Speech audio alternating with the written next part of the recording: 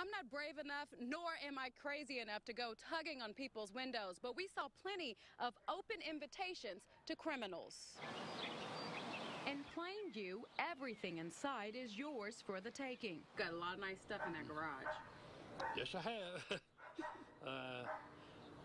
I've had some stuff stolen out of there one time, but it was a toolbox and so forth, but that's been several years ago.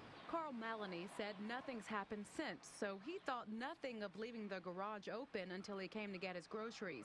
But police say it doesn't take long for criminals to swoop in. Just across the street from Carl, thieves could slip through an open door. And further down the street, several options, including a few windows.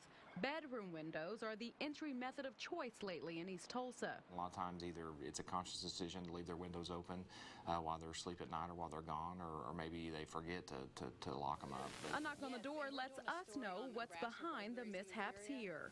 And we noticed that you have your garage door open and several windows open.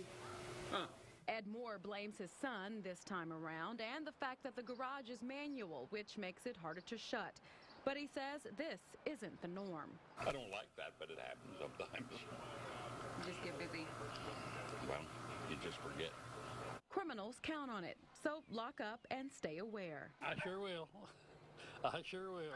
You got to be, I guess, notified or made aware of these things before you really get thinking about it. Tulsa police say there are several burglary rings operating in and around Tulsa, but they haven't pinpointed which one could be responsible for this latest rash. Latoya Silman, News Channel. For people who do have missing pets, they usually send out flyers like this one. But now their search can go over the phone or even global. That has a lot of people hopeful and some people annoyed.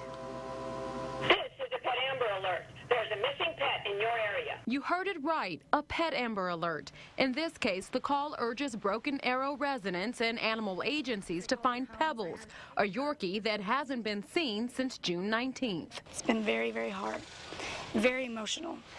Been pretty much a mess the last 2 weeks. That's because Amy Raber says Pebbles is more than a pet, she's family. She's been our baby.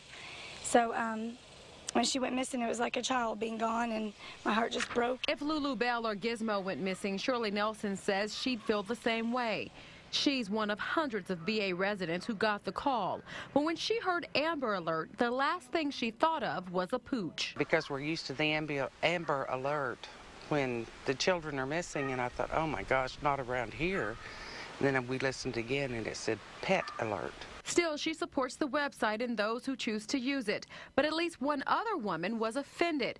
She sent Amy a message of her own. You know, you could leave signs on the road like everybody else, damn it. You don't have to be calling people's homes to let them know your dog's missing. People can read, you know. But Amy says she's tried the signs and flyers. Neither worked, nor did trips to vets and animal shelters. I understand they're not the same as human beings, and their human being lives are more valuable. But they're our companions, they're our friends, and they mean a lot to us. Amy says she spent about $200 for 1,000 messages, but packages range anywhere from $87 to almost $500. Live in West Tulsa, Latoya Silman, News Channel.